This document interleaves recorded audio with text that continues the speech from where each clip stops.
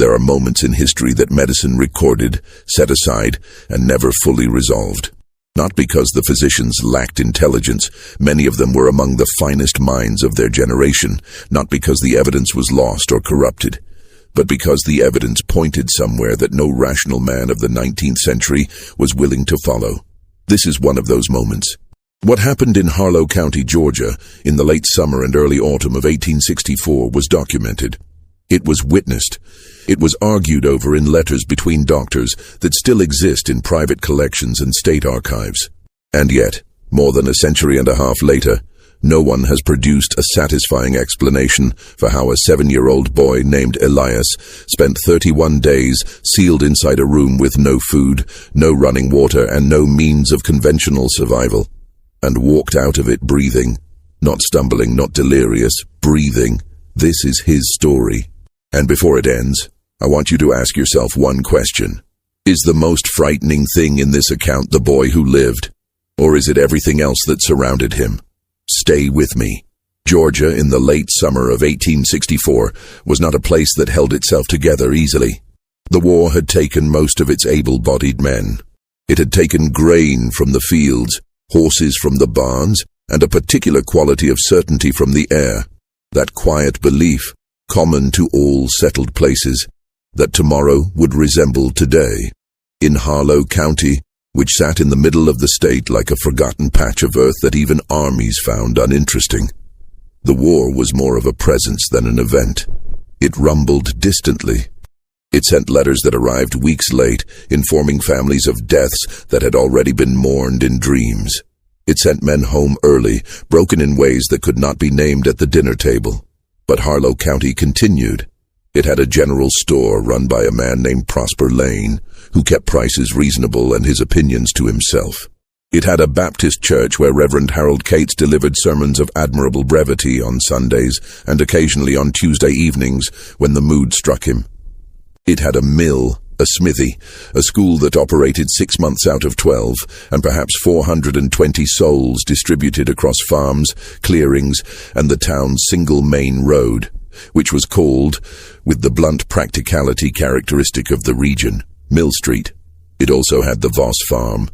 The Voss property sat approximately 2 miles northeast of Mill Street, on a rise of red clay land that had been in the family since the 1820s. The house was old enough to have 2 generations of repairs visible in its construction, newer planks alongside older ones, a porch that had been extended once, a root cellar that had been dug deeper than originally intended after a flood in 1847 proved the original depth insufficient. It was not a grand house. It was a working house, the kind that bore the evidence of its own labor openly, without apology. In the late summer of 1864, the household consisted of 4 people. There was August Voss, 53 years old, a man of angular silences and deliberate movements. His wife, Harriet Voss, had died of fever in 1859, and he had raised his remaining children without remarrying, a fact noted by the county as unusual, a fact August noted to no one because he did not discuss his marriage, his grief, or his decisions with anyone outside the house. His elder child was a daughter named Ruth, 19 years old that summer, who managed the domestic operations of the farm with a competence that most observers found remarkable and a few found unsettling. Ruth was not cold, but she was precise. She spoke when speech was useful. She observed more than she volunteered. People in Harlow County trusted her without fully understanding her, which is perhaps the most useful kind of trust. And then there was Elias.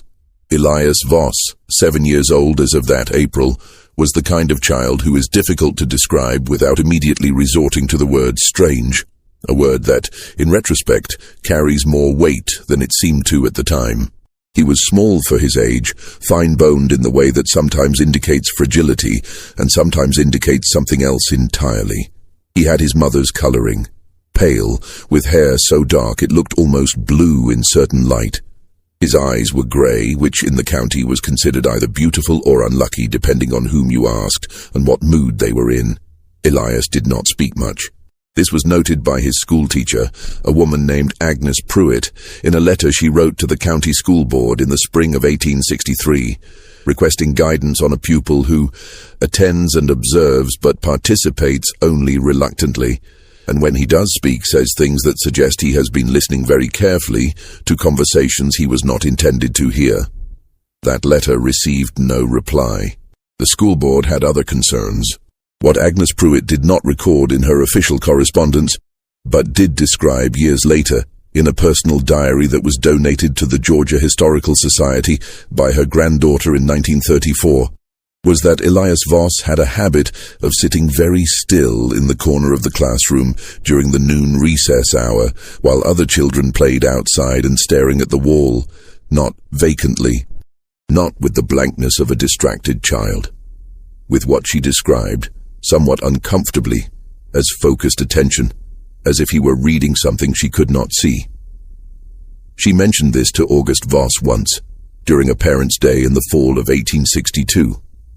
August looked at her for a moment without speaking. Then he said, "He does that at home too," and he said nothing further. The house on the Voss farm had 7 rooms. This is an important detail, and I ask you to hold it, because the architecture of this story is inseparable from the architecture of that house. On the ground floor, a front room used for sitting and receiving visitors, a kitchen, a dining room, and a narrow storage room that had once been used as a pantry. On the upper floor, 3 bedrooms.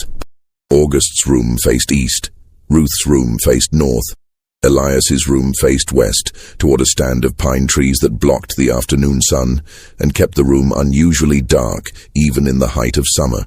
Between Ruth's room and Elias's room, there was a door. This door had not always been there.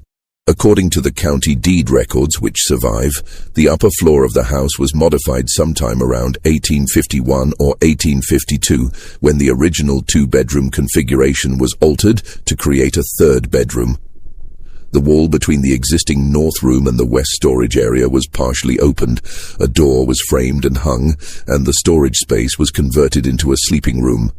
The door was not remarkable. It was a standard pine door with an iron latch, the kind found throughout Georgia farmhouses of the period. What was slightly unusual, and this detail appears in the written account of Dr. James Felder, who examined the house in October of 1864, was that the door had been fitted at some point with an additional iron bar on the exterior side, the kind of bar used to prevent a door from being opened from within. Dr. Felder noted this and wrote in his account, "When I asked Mr. Voss about the iron bar, he said it had been installed by the previous owner. I could not verify this claim, and the hardware appeared consistent with more recent installation, though I could not determine the date with certainty." August Voss did not offer any further explanation. The room itself, Elias's room, measured approximately 9 feet by 11 feet. It contained a bed, a small chest for clothing, and a wooden chair. There was a single window on the west wall, approximately 18 inches wide and 24 inches tall, set into a frame that, as Dr. Felder also noted, had been nailed shut at some point. Not latched. Nailed. Several cut nails had been driven into the frame at intervals, making the window impossible to open without tools. Below the window, in the baseboard, there was a small gap, perhaps 1.5 inches in width, perhaps 2 inches at its widest, where the baseboard had warped away from the wall over years of seasonal expansion and contraction. This gap ran approximately 14 inches along the length of one section of baseboard before the wood pressed back against the plaster. This gap will matter. I want you to remember it. To understand what happened in September and October of 1864, you need to understand what the summer before it looked like. July of that year was brutal in Georgia. The heat was the kind that doesn't announce itself as dangerous because it presents itself as ordinary. It is simply the air, and the air is simply this, and the idea that it could be otherwise begins to feel like a fantasy from another country. Crops dried at their roots. The creek that bordered the eastern edge of the Voss property dropped to a trickle by mid-July and stopped running altogether for 10 days in August before a thunderstorm briefly revived it. August Voss worked through the heat without complaint, which was consistent with his character. Ruth worked alongside him. Elias, too young for the heaviest work, was assigned lighter tasks, feeding the chickens, carrying water to the garden plot, collecting kindling from the tree line. It was during this summer that two things happened that would later be considered, in retrospect, to be part of the same story. The first was the arrival of the soldier. His name was Thomas Greer. He was 24 years old, a private in the Confederate infantry who had been furloughed following a wound to his left shoulder, received at a skirmish in northern Georgia in June. He arrived in Harlow County in late July, making his way home to a farm some 3 miles south of the Voss property.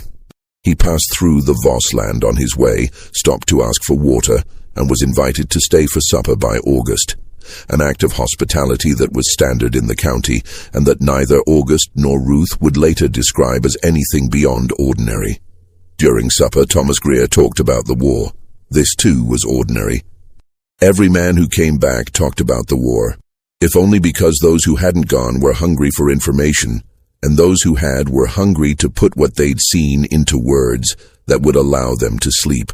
The conversation covered the usual ground: the heat in the northern campaigns, the shortages, the particular character of waiting, the endless, specific tedium of military life punctuated by moments of such concentrated terror that no language built for ordinary life could contain them.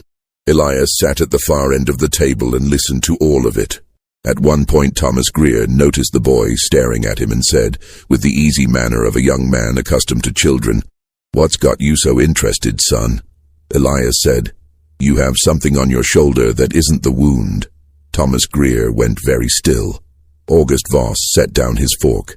The silence lasted perhaps 3 seconds before Ruth asked Thomas if he'd like more cornbread, and the conversation resumed, and the moment was absorbed back into the ordinary texture of the evening.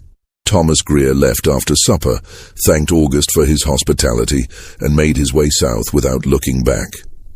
That night, according to Ruth's account, which she gave to Dr. Felder in October of 1864, and which he recorded verbatim in his notes, she went to Elias's room to tell him good night, and found him sitting on the edge of his bed in the dark, facing the window. "Why aren't you in bed?" she asked him. He said, "He's going to be all right." Ruth, who did not know what he meant and did not particularly want to, told him to lie down and went to her own room. Thomas Greer, for what it is worth, survived the war. He returned to Harlow County in the spring of 1865 with his wound healed and his shoulder largely functional. He lived to the age of 67. This has no direct bearing on the events of September 1864, and yet I include it because Elias said it in July, and it turned out to be true, and that is the kind of thing that is easy to dismiss and difficult to forget. And the second thing that happened that summer was the visit of Dr. Emmett Crane. Dr.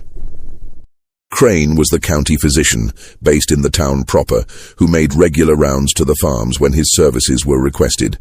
He was called to the Voss property in early August because Elias had developed what August Voss described in his brief note, delivered by a neighbor's son, as a persistent cough and some difficulty sleeping.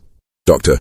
Crane was 51 years old, trained at the Medical College of Georgia, a practical man with a direct manner and a genuine dislike of ambiguity. He arrived at the Voss farm on the 4th of August and spent approximately 2 hours examining Elias. The cough, he determined, was mild, likely dust from the dry summer, nothing alarming. The sleeping difficulty he attributed to the heat, but he noted something else, which he recorded in his case journal. The boy is underweight for his age and height. His color is acceptable, lungs clear, heart regular. However, he exhibits an unusual quality of stillness during examination that is unlike ordinary childhood compliance. It is more total than that, a degree of physical quietude that I have not previously encountered in a patient of 7 years. When I asked him where it hurt, he looked at me for a moment before answering, and then said, "It doesn't hurt anywhere yet." I asked him what he meant by yet. He said he didn't know. I recorded this as a child's imprecise communication and did not press further. Dr. Crane prescribed rest during the hottest hours of the day and a tonic of his own preparation, iron sulfate dissolved in water with a small quantity of molasses, to be taken each morning. He charged August $1 for the visit and left. He would return to the Voss farm 6 weeks later under very different circumstances. September arrived in Harlow County with a brief, merciful cooling. 3 days of lower temperatures and a light wind from the north that everyone found such a relief that it was spoken of with the gratitude typically reserved for acts of God or kindness from strangers. On the morning of September 3rd, a Saturday, August Voss rose before dawn, as was his habit, performed his morning work, and came in for breakfast to find Ruth already at the stove, and Elias sitting at the kitchen table, still in his nightclothes, staring at the surface of the table. "You sleep?" August asked him. Elias said, "Not really." August sat down. Ruth served coffee. Substitute coffee, the real article having been scarce for over a year, and cornbread with a little honey that remained from the previous season's hive. Elias ate without appetite, which Ruth noted but did not comment on. This had been a pattern throughout the summer. The boy ate, but as if eating were a task rather than a pleasure, performing it with the same blank competence he applied to his chores. After breakfast, August went back outside. Ruth began the morning's domestic work. Elias went upstairs. At some point between 9 in the morning and noon, neither August nor Ruth could fix the exact time more precisely than this, Elias went into his room, closed the door, and did not come out. This was not, initially, alarming. Children retreat to their rooms. It was a Saturday, there was no school. There. Ruth assumed he was resting, perhaps reading. The house had a small collection of books that Elias used with regularity, working his way through them with the same systematic quietude he brought to everything. She called him for the noon meal. No answer. She went to his door and knocked. No answer. She tried the latch. The door opened without resistance. The iron bar was not engaged on the exterior. The room was empty. Ruth stood in the doorway for a moment, looking at the empty bed, the chest, the chair. Then she went downstairs and outside to find August. They searched the property for 3 hours. The barn, the outbuildings, the garden, the tree line, the creek bed. They called his name until their voices took on the particular thinness that comes from calling into silence. A neighbor, James Holcott, happened to pass on the road and was recruited into the search. His wife and their 2 sons came within the hour. By late afternoon, the boy had not been found. It was James Holcott who, returning to the house to report his section of the search unsuccessful, climbed the stairs to Elias's room one more time, having already checked it twice, as had August and Ruth, and this time paused at the door. He stood there for a moment, then he knocked on the door and said quietly, "Elias?" From inside the room, which had been established to be empty on at least 2 separate occasions that afternoon, came a very faint sound. James Holcott later described it to Dr. Felder as follows. It was not a word. It was more like someone adjusting their position, the way you hear through a wall when someone shifts in their sleep. Just a small sound. A present sound, you understand? The kind that tells you there's something alive nearby. He tried the latch. The door did not open. Not because the iron bar had been engaged from the outside. It had not been. The door simply did not open. The latch moved freely when he depressed it, but the door remained in its frame as if sealed. August Voss arrived at the top of the stairs within seconds of Holcott's shout. He tried the door himself. Same result. He put his shoulder to it. It yielded slightly. There was give in the wood, the ordinary flex of a pine door in its frame, but it did not open. He called through the door. "Elias, open this door." Silence. Then, from very far away or from very nearby, accounts differ on this point, and the difference matters. A sound. Not words. Not quite a voice. The nearest description, used independently by both August Voss and James Holcott in their separate accounts to Dr. Felder, was breathing. Regular, slow breathing, the kind associated with deep sleep. But the room had been confirmed empty. August Voss sent James Holcott for Dr. Crane. Dr. Crane arrived at the Voss farm at approximately 7 in the evening, having been found at the home of another patient, and making the journey on horseback at a pace he described in his notes as faster than was probably necessary given the stated facts. He had been told only that the boy was locked in his room and would not respond. What he found when he arrived altered that understanding somewhat. He examined the door. He confirmed that the latch mechanism was functional. It moved freely and did not appear to be jammed or broken. He confirmed that the iron bar on the exterior was not engaged. He examined the frame and the door itself with a lantern and found no obvious cause for the failure to open. No swelling, no debris, no visible warping beyond the ordinary settling of old wood. He instructed August to try the door again in his presence. August did. The latch moved.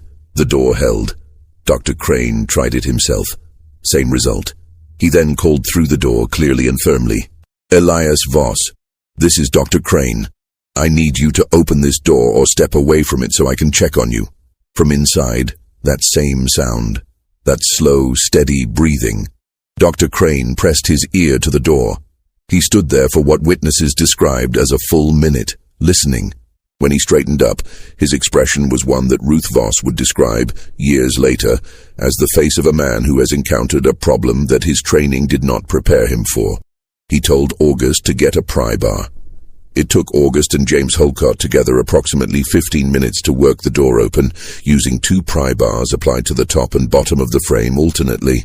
When the door finally gave, it did not break. It simply came free, as if whatever had been holding it had decided to relent. There was no visible cause for the resistance even in the opened frame. No nail, no bolt, nothing. Inside the room, Elias lying on his bed, eyes closed, breathing exactly as they had heard through the door. Ta-da! Crane crossed the room in 4 steps and put his hand on the boy's shoulder. Elias opened his eyes.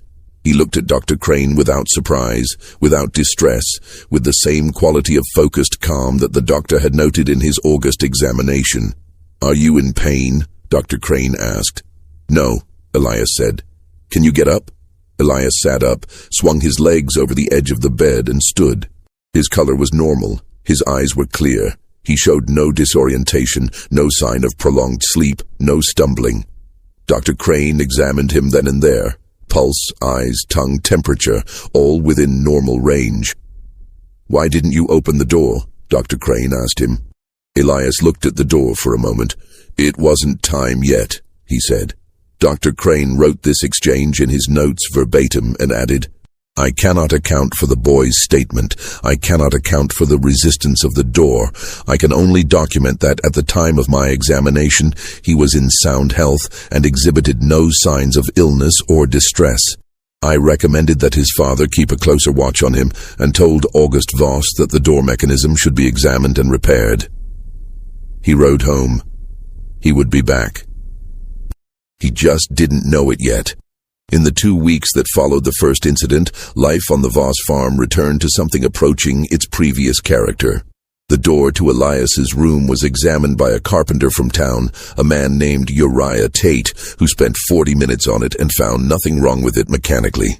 He replaced the iron latch with a new one, drove new screws into the hinges, and declared the door sound. Elias attended to his chores. He ate his meals, still without enthusiasm, but consistently. He went to bed when told. He said little, which was not unusual. The one thing Ruth noted in the account she gave Dr. Felder was that during those 2 weeks, Elias asked her 3 times about food. Not in the way hungry children ask about food, not, "What's for supper?" or "Can I have some bread?" He asked her specifically about how long a person could go without eating. The first time she answered without thinking. 3, maybe 4 days at most, she told him. That's what she'd always heard. The second time she asked him why he wanted to know. He said he was curious. The third time, she told August. August went to Elias and asked him directly what was on his mind. Elias looked at him for a moment. That particular look, the one that everyone who spent time around the boy eventually encountered, that sense of being assessed by something older than the face it occupied, and then said, "I don't know yet." August told him to stop asking about it and go help with the fence mending. Elias went. On the morning of September 19th, Ruth came down for breakfast and found that Elias had not come downstairs. She went to his room. The door would not open. She did not search the property this time. She went directly to August. August tried the door. The same resistance as before. The latch moved freely. The door held. He called through it. That breathing. This time, he waited 20 minutes before going for Dr. Crane, because some part of him, some part he did not explain to anyone, but which Dr. Felder later said was entirely understandable given the previous incident, needed to know if the door would eventually open on its own. It did not. Dr. Crane arrived to find August and Ruth sitting in the hallway outside the room, waiting. He tried the door himself. Held. He asked August for the pry bars. "Wait," August said. Dr. Crane looked at him. "Last time the door just let go," August said. "When we had both bars in and we were working it, it just let go. Before that, it held like it was iron." Dr. Crane considered this. "Has anything changed in the room?" he asked. "Furniture moved? New items?" "No," August said. "Has the boy mentioned feeling unwell?" "No." "Has he eaten normally?" Ruth said. "Yesterday he ate well. This morning he hadn't come down yet when I found the door sealed." Dr. Crane pressed his ear to the door again. That same breathing, slow and deep. He stepped back and looked at the door for a long time. Then he sat down on the floor of the hallway, put his back against the wall opposite the door, and said, "We wait." They waited for 4 hours. At 2 in the afternoon, the door opened, not under anyone's hand, not with anyone touching it. It simply opened, swinging inward of its own impetus, slowly, the way a door opens when someone on the inside has unlatched it and let it fall open with gravity. The room beyond was empty for a fraction of a second, or so it appeared to the 3 people in the hallway. Then Elias was there, sitting on the bed, precisely as he had been the first time. Eyes closed, breathing, present. Dr. Crane was across the threshold before the door had stopped moving. Elias again opened his eyes without surprise. "How long?" Dr. Crane asked him. "Since last night," Elias said. Dr. Crane checked the boy's watch. He did not own one, but August did, against the last time Elias had been seen. Ruth confirmed that Elias had gone upstairs after supper the previous evening at approximately 7:30. They were now at 2:15 in the afternoon. Approximately 18 hours, no food, no water that anyone could account for, no visible distress. Dr. Crane's examination this time was more thorough. He spent 40 minutes with the boy, and his notes from that examination are among the most detailed of his career. Pulse, regular, 64 beats per minute, which is within normal range for a child of his age and size. Temperature, normal by palpation, no fever, no unusual coldness. Skin, hydrated, no evidence of excessive thirst despite the claimed duration without water. Eyes, clear, responsive, no signs of dehydration. Mental state, fully oriented, coherent, communicative. He told me, when I pressed him, that he had not been hungry. I asked if he had consumed anything in the room, water from any source, food he might have hidden. He said no. I examined the room as thoroughly as I was able. I found no hidden food or water. The window was nailed shut, as I noted on my previous visit. There was the gap in the baseboard, which I noted but considered too small to be of practical significance. I left with a profound uncertainty that I did not share with the family in full. He shared it instead with a colleague. Dr. Emmett Crane had maintained a correspondence since his medical school years with a physician named Dr. George Harlan Peet, based in Savannah. Dr. Peet was Crane's intellectual superior by general consensus, including Crane's own, a man of broader reading, more experimental temperament, and a particular interest in what the medical literature of the period was beginning to call constitutional anomalies.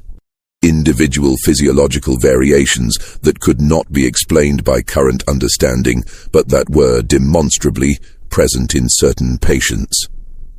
On September 21, 1864, Dr. Crane wrote to Dr. Peet. The letter covers 4 pages in small, precise handwriting. It describes both incidents in detail: the sealed door, the breathing, the examinations, the boy's condition upon emergence. It describes Elias's character as Crane had observed it over the previous months. It asks, directly and without preamble, whether Dr.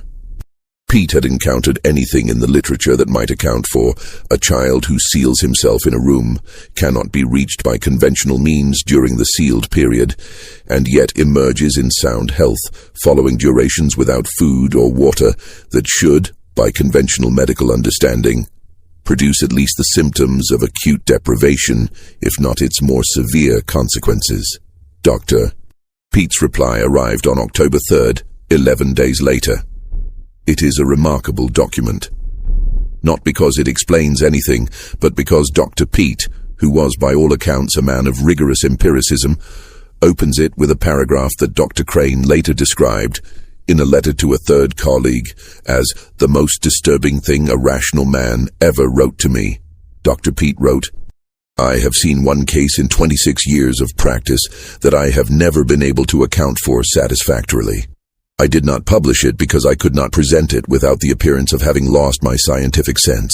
I will describe it to you briefly and then tell you what I believe, for whatever my belief is worth under the circumstances.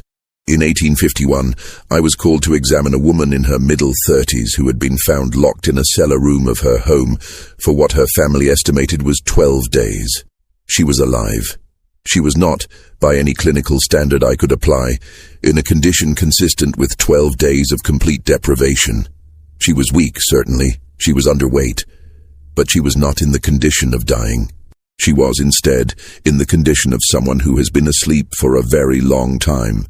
A deep, slow, almost mechanical sort of consciousness that reminded me of nothing so much as the hibernation state one observes in certain animals. I never found an explanation. I published nothing. I have thought about it since, on and off, whenever I encounter a case that makes no sense. What you are describing is similar in this respect. The physiology suggests a kind of metabolic suspension.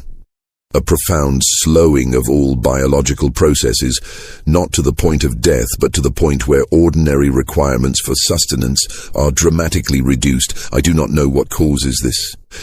I do not know whether it is voluntary or involuntary, or some combination of both that our current vocabulary does not have words for. I do not know whether to call it a gift or a disease. What I would strongly advise is observation. Extended, careful, well-documented observation. Whatever is happening in this boy is either explicable, in which case documentation will eventually reveal the explanation, or it is not, in which case it will be among the most significant medical observations of our century. Go back to that house, Emmett. Watch carefully. Write down everything." Dr. Crane received this letter on October 3rd.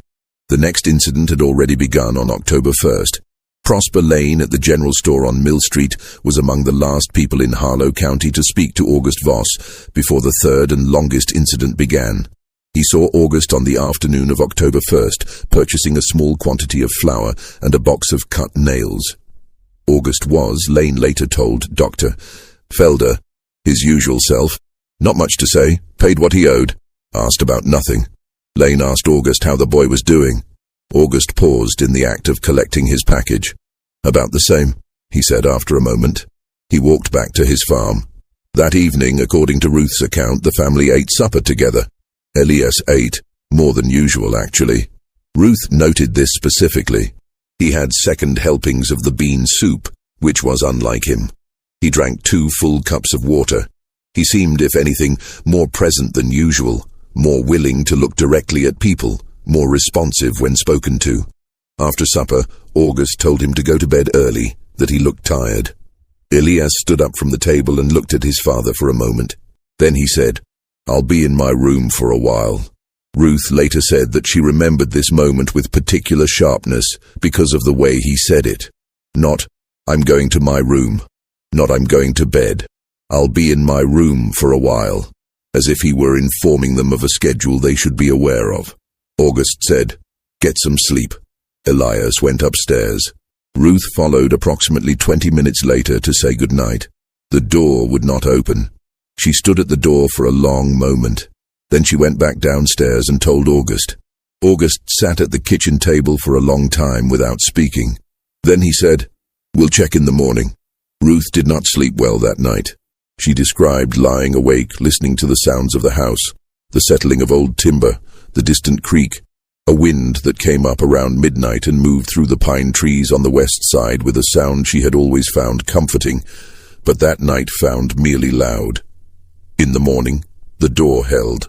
The morning after that, it held. By October 5th, 4 days in, August sent for Dr. Crane. Dr. Crane arrived on October 5th and set into motion an investigation that would last, in its various phases, for the next 3 weeks. He began by doing what Dr. Pete had advised. He wrote everything down.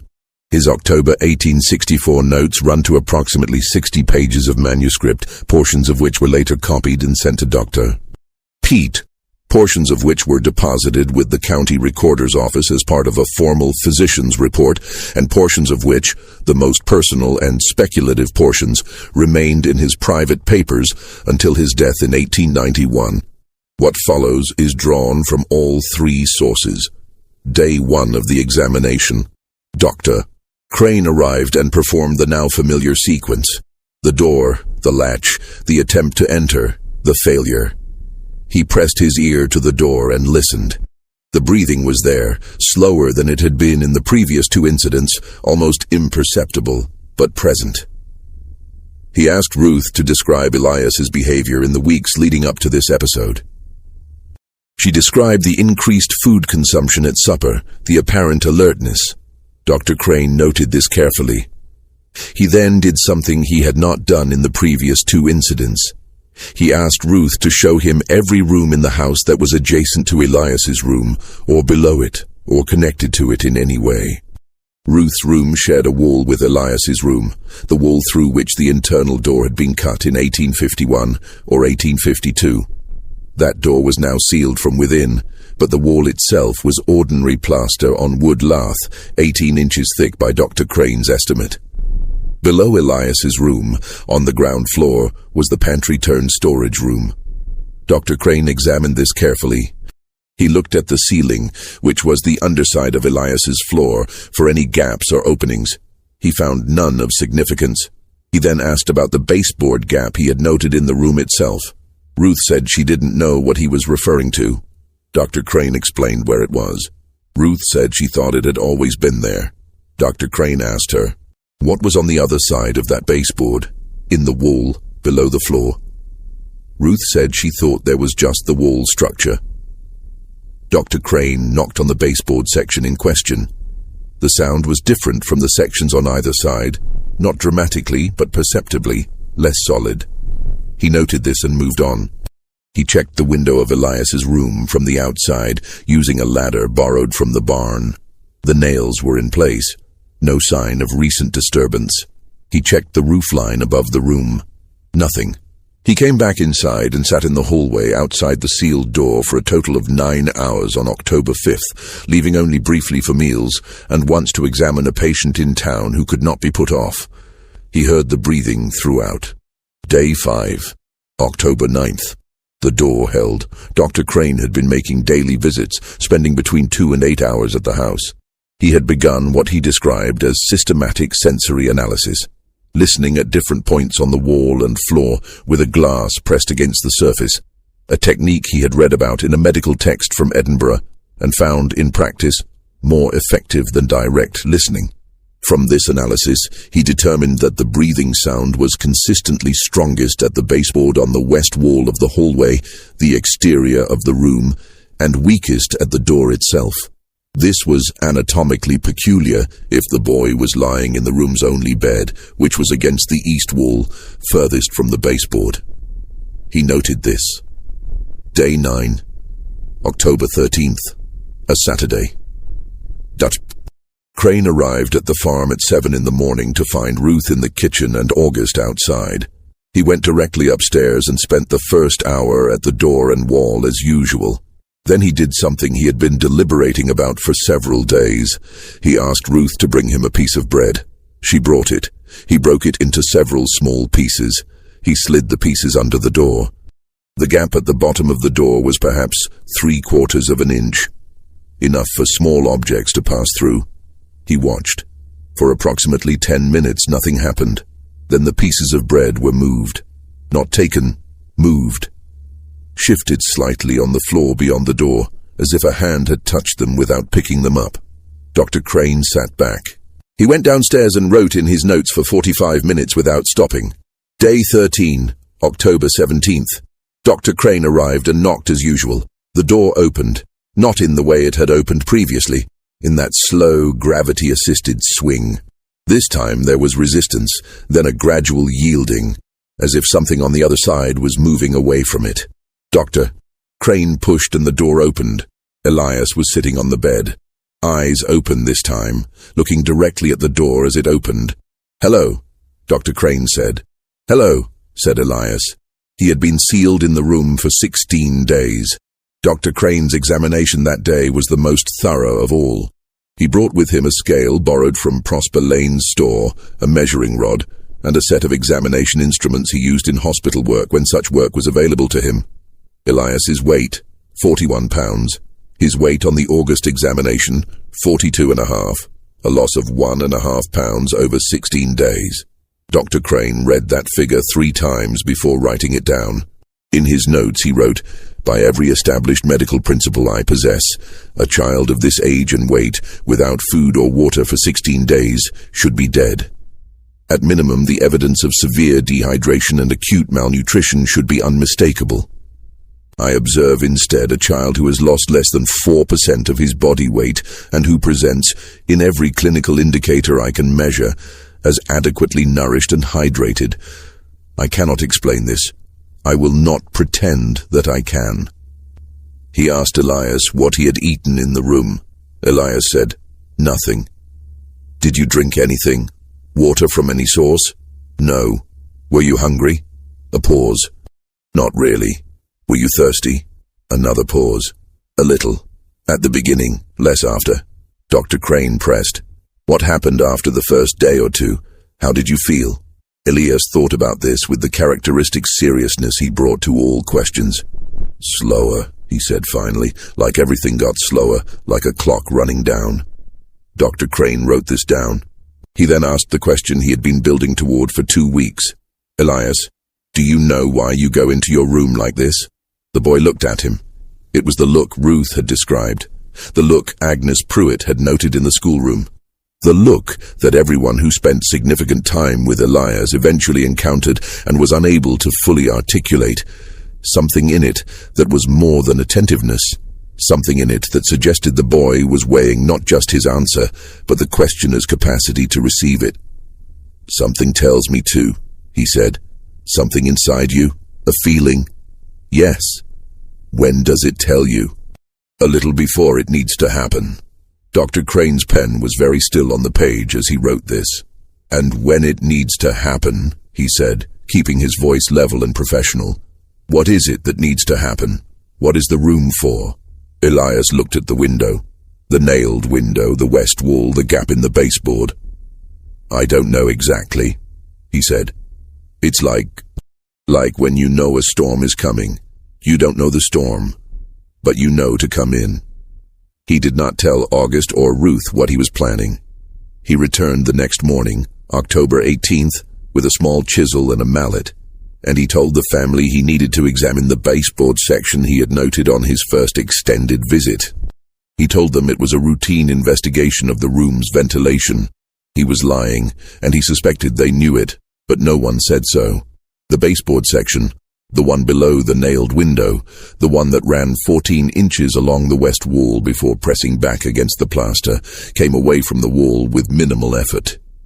1 or 2 of the nails that held it had already pulled loose from the aged wood, and the warping that had caused the gap was significant enough that the board was essentially free at one end. Behind it was the wall structure, the outer clapboard siding, the air space between siding and interior plaster, and the lath and plaster interior wall itself. The air space was approximately 3 inches wide. Inside it, running along the bottom of the space, was a gap in the exterior siding, a warped and partially split section of the lowest clapboard, about 18 inches in length, that had opened away from the house by perhaps 1.5 inches at its widest point. Not enough to see through, not enough to reach a hand through. but enough for air to move through. Enough, if you were very small or very thin, or neither of those things but something else, for something to pass. Dr. Crane crouched there for a long time, looking at this gap. He thought about the bread pieces that had been moved, but not taken.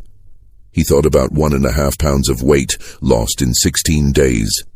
He thought about the breathing he had heard through the walls, strongest at the baseboard, weakest at the door. He thought about a boy who consumed more than usual at the last meal before sealing himself away, who reported being thirsty at first and then less so, who described the experience as everything getting slower, like a clock running down. He thought about Dr. Pete's letter. Metabolic suspension, a profound slowing of all biological processes. He thought about hibernation. He did not replace the baseboard immediately. He spent another 20 minutes examining the exterior of the house from the outside. He had done this before, but now he had a specific section to look at. The bottom clapboard on the west wall, approximately at floor height, where the gap in the siding was. From the outside, at ground level, the gap was not visible. It was hidden behind a rank of dry summer grass that had grown up against the house foundation and not been cleared. He parted the grass.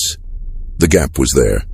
He crouched at it for a long moment and thought about 3 things in sequence. First, what could pass through a gap of 1.5 inches by 18 inches at ground level, through the wall cavity, and through the baseboard gap of 1.5 inches into a sealed room? Second, was there any evidence that anything had? Third, if something had, was that the explanation for the boy's survival, or merely part of it? He found, caught in the grain of the outer clapboard near the gap, several small fragments of dried leaf and dust that had the compressed oblique character of material that had been drawn inward by suction rather than blown inward by wind. He found in the wall cavity itself what appeared to be a very faint discoloration of the wood along the bottom, a slightly darker staining, thin and irregular, that he could not definitively identify, but that was consistent to his mind with the passage of moisture over time. He found nothing definitive, nothing that proved, beyond the reach of alternative explanation, that something was coming in through that gap. Something that could, in some form that his medicine did not fully understand, sustain a small, very still, metabolically slowed child for periods of days to weeks. He replaced the baseboard. He drove new nails into it with the mallet. He made the gap as small as he could manage without replacing the board entirely. He did not tell August or Ruth what he had found or what he suspected. He drove back to town. 2 days after Dr. Crane's examination of the baseboard, Ruth Voss knocked on the door of his practice in town. She sat down in the chair across from his desk and looked at him with the frank, assessing directness that was characteristic of her, and she said, "I want to tell you something, and I need you to listen without deciding what it means until I'm done." Dr. Crane said, "Of course." Ruth said, "Elias has done this before." Dr. Crane waited. "Not as long," she said, "and not with the door sealed like this. When he was younger, 3-4 years old, there were times when he would just stop, not sleep. You could tell he wasn't sleeping because he was still sitting up, or he was in the middle of something and he would just stop, eyes open, still, breathing so slowly you'd put your hand on his chest to make sure, for maybe an hour, maybe 2, and then he'd come back. He'd just be back.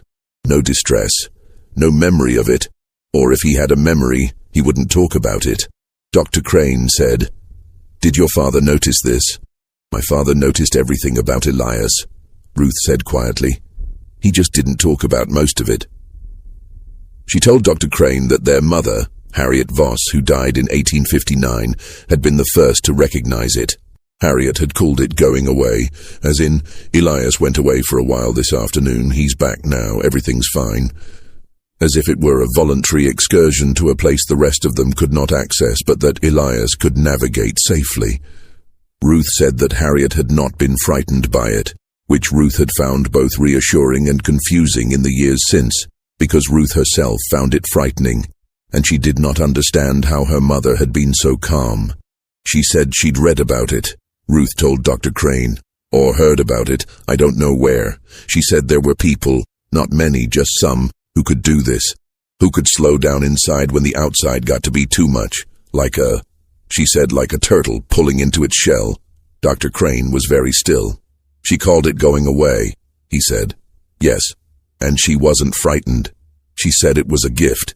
She said it kept him safe. Ruth's voice held something complicated on the last word. Not disagreement exactly. More like the discomfort of a reasonable person confronting an unreasonable fact. She died before he got old enough for it to get this extended. I don't know what she would have said about this. Dr. Crane asked Ruth if she had ever heard of anyone else in the family, on either her mother's or father's side, exhibiting anything similar. Ruth thought for a moment. She said, "My mother's grandmother. From what my mother told me. She was very old when she died. Older than anyone could account for, everyone said. And she had a reputation for lasting through things that should have killed her. A bad winter when she was young. A illness that took everyone else in her house. They called her." Ruth paused, and something that might have been the edge of a rueful smile crossed her face. They called her hard to lose. Dr. Crane wrote this in his notes. Hard to lose, he wrote. This is, perhaps, the most precise description I have yet encountered. The sealed incidents did not continue in the same form after October. There was one more, in late October. 5 days, the shortest of the extended episodes. Elias emerged from it on the 30th of the month, again in adequate health, again with that quality of careful, returned attention that those around him had come to associate with his re-emergence from these states. Dr. Crane was there when the door opened that last time. He was sitting in the hallway, as he had been on multiple occasions over the previous weeks, his notebook on his knee and his pen in his hand. Elias opened the door himself this time, from the inside, with the latch, in the ordinary fashion of a person leaving a room. He looked at Dr. Crane sitting on the floor of the hallway and said, with the closest thing to humor that Dr. Crane had observed in him, "You didn't have to stay." "I know," Dr. Crane said. He performed his examination. Elias was well, 4 pounds lighter than his pre-episode weight this time, the most significant loss of any of the incidents, which Dr. Crane attributed to the repairs to the baseboard and the reduction in the gap through which he still believed, without being certain, that something passed to sustain the boy. Afterward, while August and Ruth were downstairs preparing a meal, the first meal after a sealing was always a significant occasion, handled with a quiet deliberateness by both father and daughter, neither of them willing to underplay the ordinary miracle of a child sitting down to eat. Dr. Crane sat with Elias in the cleared hallway and asked him one final question. "Are you afraid?" he said. "When you're in there, when it's happening." Elias considered this with his characteristic care. "At the beginning, a little," he said, "when I was smaller, but not now." "Why not?" "Because I always come back." Dr. Crane looked at this 7-year-old boy, small, fine-boned, dark-haired, grey-eyed, sitting in the hallway of a Georgia farmhouse in the last days of October 1864, with the particular unassuming composure of a person who had some deep and private understanding of his own nature that no one else in his vicinity shared. "How do you know you'll always come back?" Dr. Crane asked. Elias looked at him. "Because it's not to take me away," he said. "It's to keep me here." Dr. Crane's letter to Dr. Pete, dated November 3rd, 1864, is the last document in this chain of correspondence that remains in complete form. It covers 11 pages and constitutes, in effect, a comprehensive medical report on the events of September and October, the sealed incidents, the examinations, the findings, and the testimony of Ruth Voss. Dr. Crane concluded the letter with what amounts to a professional confession. "I have documented what I observed. I have attempted to identify every possible conventional explanation and found each of them insufficient. The gap in the baseboard and the exterior siding presents the only physical mechanism by which something could pass into that sealed room. And yet, even if I accept fully the theory of some environmental factor entering through that gap and contributing to the boy's metabolic state, I cannot account for the sealing of the door, the apparent voluntary initiation of these episodes, or the fact that they correlate with periods of external stress in the boy's life. Stress which he does not appear to consciously register, but which his body seems to register with extraordinary precision. I leave it to you to determine whether this is a disease requiring treatment, a constitutional anomaly requiring documentation, or something else entirely that neither of us has adequate vocabulary for. I will only say that having spent 6 weeks in the company of this child and his father and sister, I do not believe he is in danger. I believe, in fact, that he is one of the least vulnerable people I have ever examined. Whatever mechanism operates within him, and I am satisfied that it is a mechanism, not a mystery, in the sense that it has causes and effects that are, in principle, knowable even if they are not yet known to us. It seems to exist for the purpose of his protection. His mother called it a gift. I am not a poetic man. I prefer to call it an extremely efficient adaptation to conditions that would otherwise be lethal. But I understand what she meant. Dr. Pete replied in December 1864.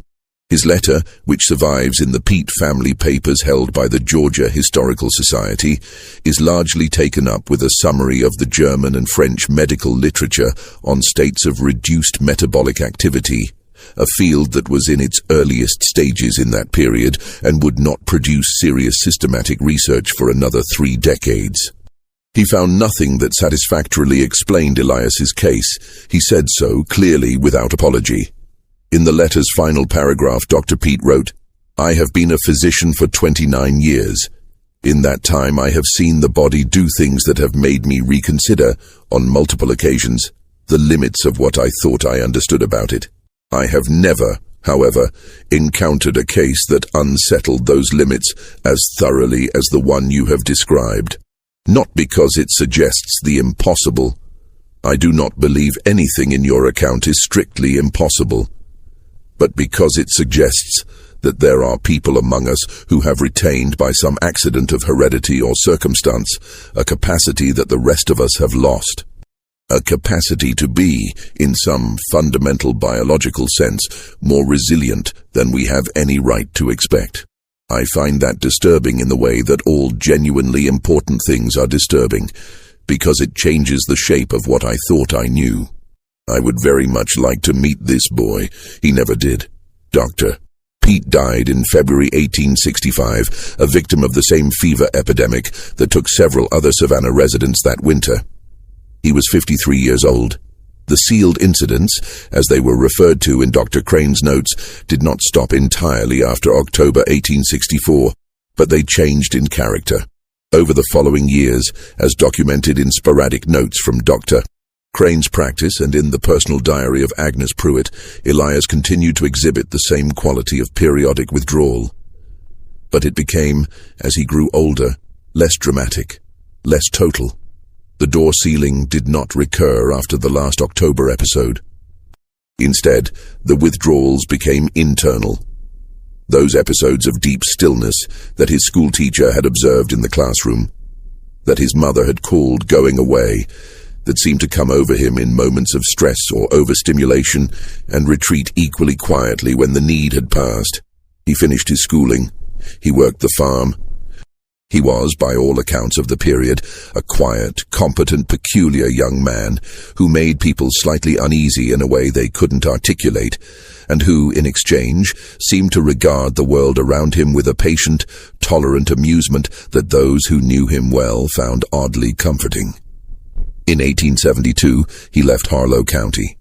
He moved north, to Atlanta first, then to Tennessee, then to a small town in Virginia, where, according to a letter Ruth received from him in 1874, he had found work as a surveyor's assistant and was doing well. He described the work as requiring long stretches of stillness and attention, which suited him. Ruth wrote back. He replied. This correspondence continued in Ruth's records through 1879, at which point the letters stopped. Not suddenly, but with the gradual attenuation of any correspondence whose participants have settled into separate lives and find themselves with less to report. The last letter Ruth received from Elias, dated the 14th of March, 1879, was brief. He told her that he was well. He told her that he had met a woman named Clara Hennessy and that they were to be married in June. He said that he had told Clara about the room, about Dr. Crane, about the episodes, in some abbreviated form she could imagine, and that Clara had listened to all of it without alarm. She said what Mama said, Elias wrote. She called it a gift. I suppose by now I believe it. Ruth kept this letter in a box in her room for the rest of her life. Dr. Emmett Crane practiced medicine in Harlow County until his retirement in 1887, a period of 23 more years after the events of 1864. In those years, he published several papers in Georgia and South Carolina medical journals. He considered it at various points. He drafted, according to a note in his private papers, at least 3 versions of a case study that he never submitted to any journal. The final draft, dated 1882, exists in incomplete form. It breaks off at the bottom of the 4th page, mid-sentence, in a passage describing the October examinations, and resumes several pages later with a brief handwritten note that reads, "I find that I cannot write about this case in the tone that medical publication requires. The tone requires certainty, or the productive appearance of certainty. Here is a question, here is an investigation, here is a conclusion. And I have no conclusion that does not in the end require the reader to accept that the body is capable of things we have not catalogued. I believe this to be true, but I have spent 18 years not knowing how to say it in a way that will not simply be dismissed by men who have not sat in that hallway and listened through a wall to a breathing that made no sense. Perhaps it is enough that I documented it. Perhaps some other physician, in some other decade, will find the box where I keep these notes and understand what I was trying to say." The boy survived. He was inside a sealed room for 31 total days, across 3 episodes, with minimal sustenance, and he survived. Doctors had no explanation. I am a doctor. I have no explanation. I have only what I observed, and the conviction, unscientific, impractical, and entirely stubborn, that observation, even without conclusion, matters. He survived. That is enough. The Voss farmhouse in Harlow County, Georgia, was still standing as of the 1890 county survey. By the turn of the century, it had passed out of the family's hands. August Voss died in 1886. Ruth sold the property in 1888 and moved to Atlanta, where she lived for another 30 years and died in 1919. The year after the great influenza epidemic, having survived that as well by the simple and complete means of not contracting it. The room in which Elias had sealed himself on those 3 occasions in 1864 was, by the time of the county survey, used for storage. The door was unremarkable. The baseboard had been replaced entirely at some point. New wood, tightly fitted, no gap. Dr. Crane's notes were deposited with the Harlow County Recorder's Office on his death in 1891, along with a brief letter of instruction that specified they be preserved, but not destroyed. They remained in the county archives, largely unread, until a historian working on a study of rural medicine in Civil War-era Georgia encountered them in 1931 and made copies, which is how they came to the attention of the medical historian who first brought this case to broader notice in the 1940s. The gap in the baseboard was never definitively explained. The sealed door was never definitively explained. The 31 days were never definitively explained. What we have is what Dr. Crane left us. A record of observation, meticulous and honest, made by a man who knew the limits of what he knew and refused to pretend otherwise. A boy went into a sealed room. He should not have survived. He did. He grew up, married Clara Hennessy, and lived, by the available records, into the early years of the 20th century. He would have been in his late 40s or early 50s by the time those records go silent. Nothing in the records suggests he died young. Hard to lose, his great-great-grandmother had been called. It appeared to run in the family.